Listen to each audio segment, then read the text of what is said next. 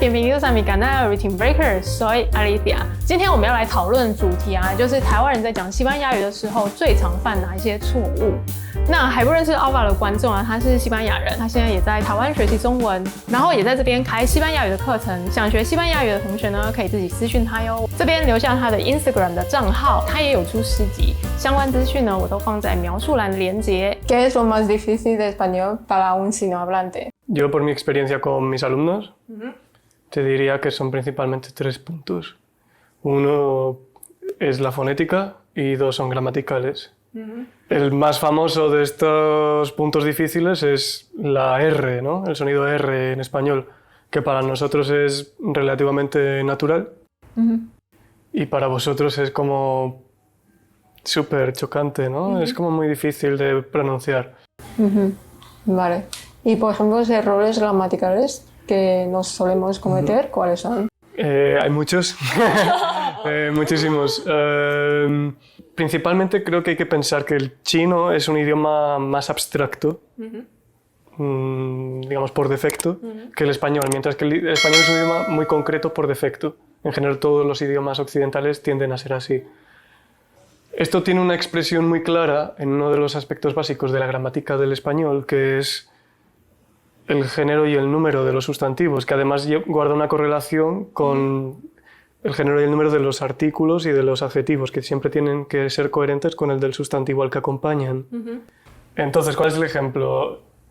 El gato negro. El gato negro. Sí. En chino podrías decir simplemente Heise de Maomi. Digamos que en chino es como algo general, ¿no? Es más abstracto, es como referirte a los gatos negros, podrías decir, ¿no? O ¿Un gato negro? Un gato negro, podrían ser negro. Muchos gatos negros también. Es un concepto. Es un concepto, exactamente. En español decir un gato negro especificas que es uno.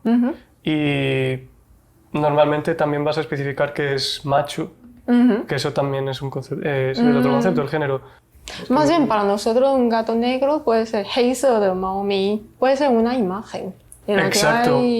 Es muy importante conservar esta coherencia entre el género y el número del sustantivo con su adjetivo y su artículo, porque si no suena muy... es incorrecto, suena bastante extraño y es algo que se utiliza todo el tiempo. Todo el tiempo vas a estar utilizando adjetivos, todo el tiempo los adjetivos necesitan algún artículo, seguramente lo vas a matizar con un adjetivo.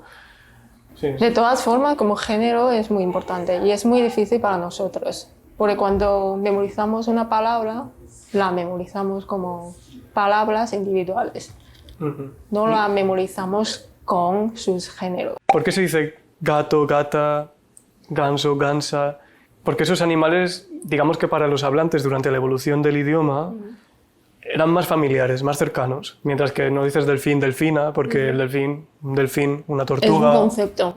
Claro, exactamente, es como algo más ajeno a tu propia realidad. Mientras que los perros, los gatos, los patos, para la gente era algo más cercano, entonces era más inmediato en su realidad. Y luego me parece interesante lo de vaca y toro. Ah, sí. Eso es como un caso extremo, de hecho, de esto. Digamos que para la percepción del hablante, la vaca y el toro tienen una función tan diferenciada que cada uno recibe un nombre, digamos, diferente, porque es casi una realidad diferente. Aunque sea de la misma especie. Exacto, porque al final todo proviene de la percepción de los hablantes durante la evolución del idioma. Igual ocurre con gallo o gallina, porque para la percepción del hablante tienen una función tan diferenciada que son capaces de desarrollar sus propias palabras. Hay adjetivos que podríamos decir que son unisex, gramaticalmente. Por ejemplo, amarillo, negro, blanco, rojo, esos varían en género. Puedes decir amarillo, amarilla, rojo, roja, pero no puedes decir azul, azula, o verde, verda, naranja, naranjo, o sea, naranjo es un árbol. Y esto, la verdad es que tiene una historia bonita detrás y tiene que ver con la evolución del idioma español desde el latín. Durante esta transición, los colores que se encontraban en situaciones, digamos, más familiares, por ejemplo, ponerse rojo cuando nos sonrojamos, digamos que el rojo, el negro, el blanco y el amarillo son colores que para los hablantes durante esta evolución del idioma del latín al español que se refiere al color de la piel de los hablantes. Claro, pueden referirse a personas. Se pueden referir a personas y las personas pueden ser hombres y mujeres. Mientras que colores como naranja, naranja simplemente es decir el color de esta fruta, el color de la fruta naranja. Rosa, no dices roso, dices rosa porque te refieres al color de esta flor que se llama rosa. La palabra marrón viene de lenguas prerromanas, significa castaña. Entonces, por eso marrón no cambia, porque lo que quiere decir es del color de esta fruta. Vale, tenemos género y ¿qué más? Sí, el tercer punto, que es gramatical también, yo diría que son las conjugaciones verbales. La concepción del tiempo en que ocurre algo es mucho más precisa en español. ¿No? Tenemos tiempos incluso para expresar el futuro y el pasado de situaciones hipotéticas. Podemos empezar con un ejemplo. 录完这个之后呢，我们待会会去吃晚餐。但如果下雨的话呢，我们就会在这家咖啡馆再待久一点。Después de grabar esto, vamos a cenar afuera. Pero si lloviera, vamos a quedar más tiempo en esta cafetería. Yo creo que me dijeras esto en español, a ver cuántas conjugaciones verbales que has utilizado. Y en cambio, en chino, aunque no tengamos esta conjugación verbal, podríamos entender con otras palabras, porque tenemos como muchas estructuras gramaticales que nos ayudan a entender. Venga. Esta frase... esta frase... En español la podrías traducir. Hay varias opciones, dependiendo de matices que puedes añadir en español, pero la podrías traducir como hemos planeado ir a cenar después de grabar, pero si lloviera nos quedaremos aquí, en la cafetería. Bueno, hay varias opciones de conjugaciones y combinaciones, pero incluso si elegimos esta, por poner una más o menos natural, estamos utilizando ya diferentes conjugaciones. En primer lugar tenemos hemos decidido. 然后 hemos decidido 就是我们现在已经决定，有点像是完成式啦。We have decided. Tenemos ir a cenar, que es como un doble infinitivo. 就是有点像是原形动词 ，ir 就是去的原形动词。Luego tenemos lloviera. lloviera 就是一个，它就是一个subjuntivo，就是一个假设的语气。就是这一句话呢，有表示说比较不可能下雨，但是还是有下雨的机会。那你可以讲 si llueve， 就是待会如果下雨，就是真的是有可能，还蛮有可能下雨的话，你就可以用 si llueve。那如果说是你觉得其实不大可能下雨，你也可以说 si lloviera。Y luego tenemos quedaremos。quedaremos 就是 quedar 的未来式。We will stay. 我们待会会待在这边。De hecho, las conjugaciones de los verbos en español incluso varían dependiendo de quién efectúa esa acción. Soy yo, eres tú, él o ella, o nosotros, o tú y otra persona, vosotros, o ellos. 我们在录完这部影片之后呢，打算到外面吃晚餐。但如果下雨的话，我们就会决定在这一家咖啡馆再待久一点。¿Cuáles son las opciones? Todas las opciones. Decidimos, estamos decidiendo, hemos decidido. Que después de esta grabación vamos a cenar afuera. Vamos a cenar, cenaremos, cenamos. Iremos a cenar afuera.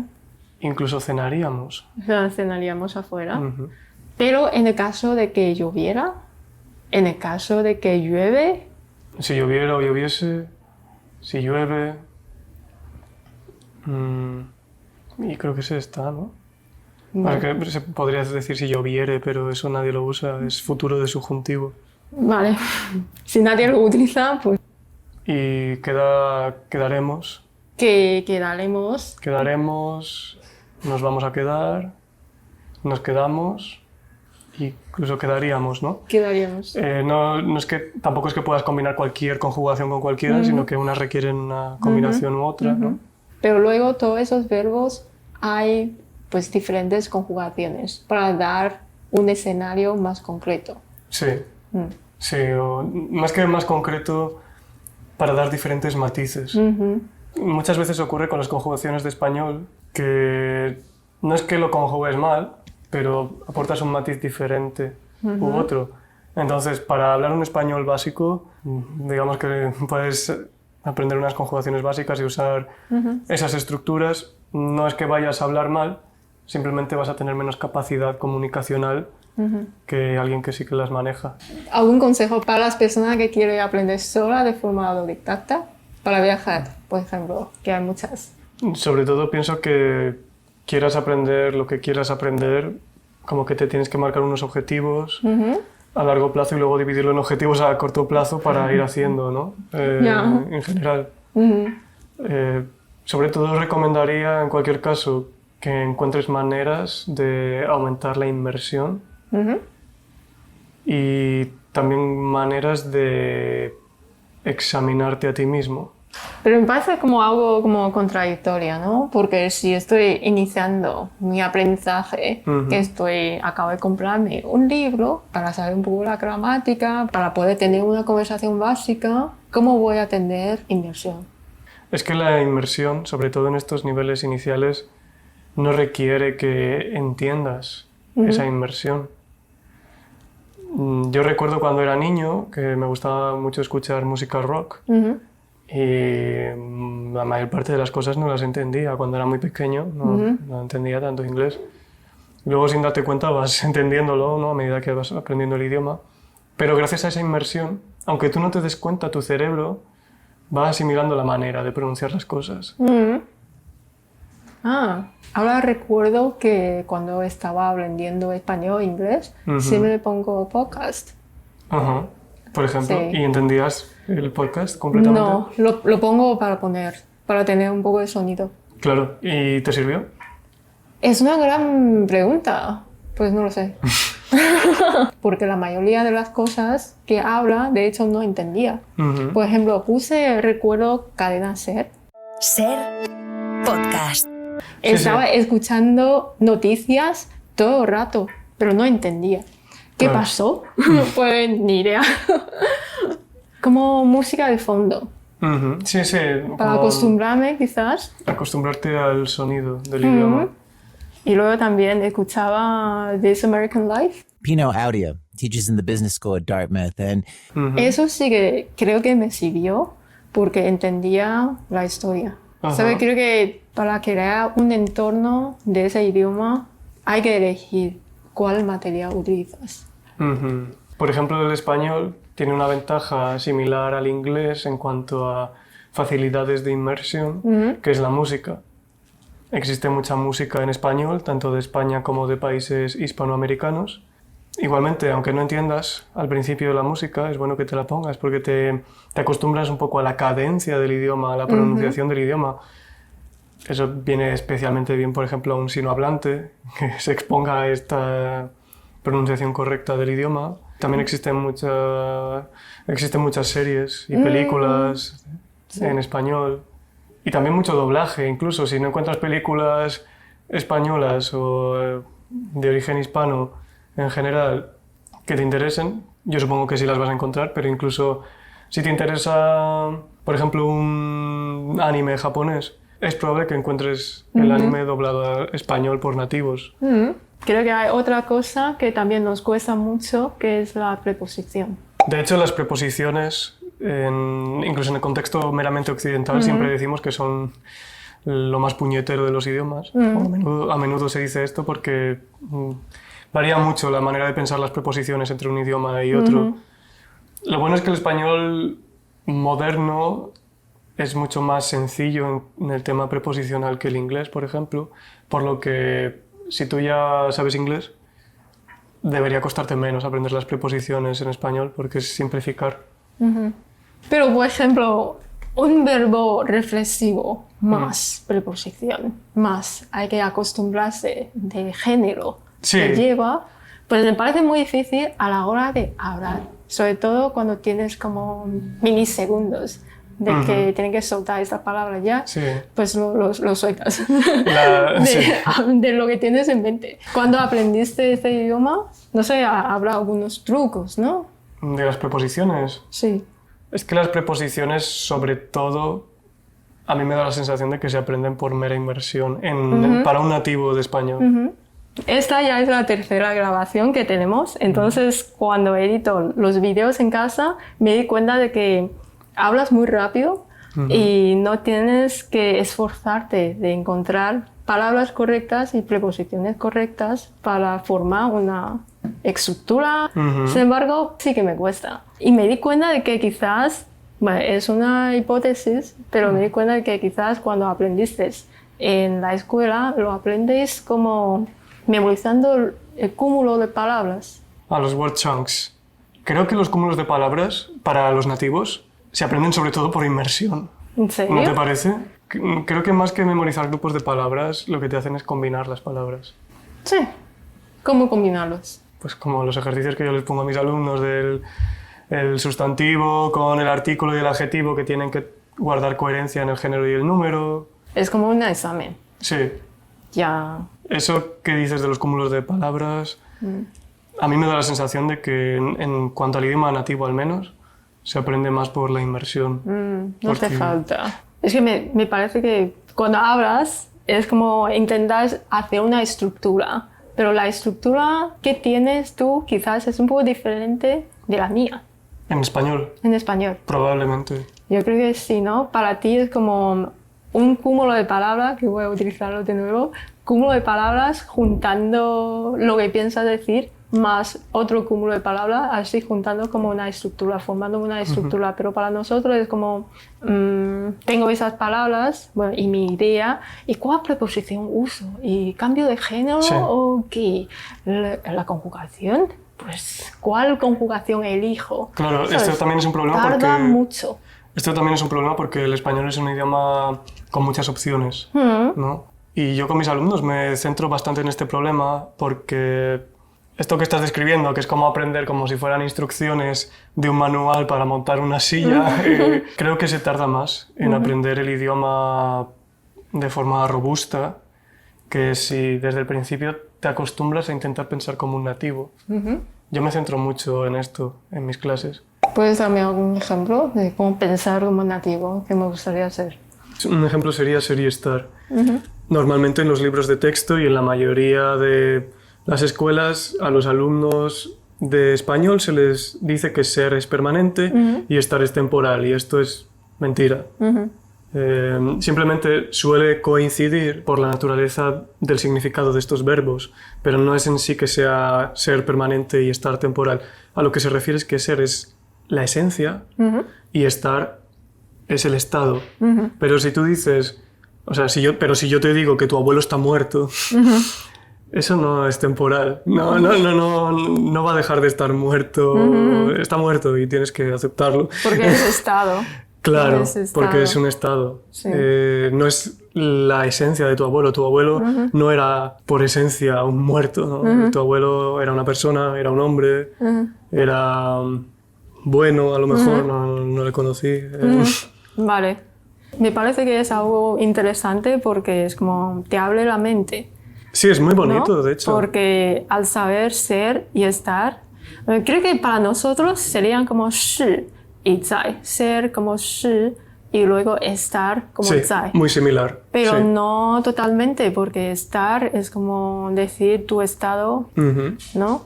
Estoy divertido o soy divertido es diferente. Si digo soy aburrido o estoy aburrido es diferente. Cuando los españoles aprenden inglés, a veces se confunden, porque en inglés existe bored y boring, pero es to be todo el rato. Sí, claro. Entonces a lo mejor quieren decir I'm bored, pero dicen I'm boring. Ya. Y el profesor les dice yes you are. En español es la misma palabra, es aburrido. Pero si tu esencia es aburrido es que tú eres boring. Aburrido. Pero si tu estado es aburrido es porque te sientes estás aburrido. ¿Estoy aburrido o soy aburrido? Pero de todas formas me parece muy bonito como saber un poco del concepto y cómo te abre la mente y puedes tener un concepto de mundo. Lo bonito de aprender otro idioma es que te permite, precisamente como tú dices, abrir la mente. Puedes pensar de otra manera. Pero si te limitas a una especie de manual de instrucciones que incorporas a tu cabeza para, pues si quiero comunicar esto, lo digo de esta manera y ya está. No es cuestión de que comuniques algo desde el chino al español o el idioma que sea con un manual de instrucciones para traducirlo. Es más que puedas poner tu mente en el modo del otro idioma y te comuniques desde ese idioma directamente, y eso te va a permitir ampliar mucho lo que eres capaz de pensar o concebir. 如果说你对西班牙语有兴趣，欢迎加入我的社团西班牙语学习交流会。我之后会开基础的西班牙语课，那这些课程资讯会首先在社团上面公布。我跟Álvaro呢也会在台北的咖啡馆进行西班牙语绘画聊天课，这些讯息也都会事先公布在我的社团中哦。如果说你喜欢今天的影片，不要忘记帮我点个赞。如果说你有认识正在学习西班牙语的朋友呢，也欢迎帮我把这支影片传给他哟。我们下次见，拜拜。Bye bye.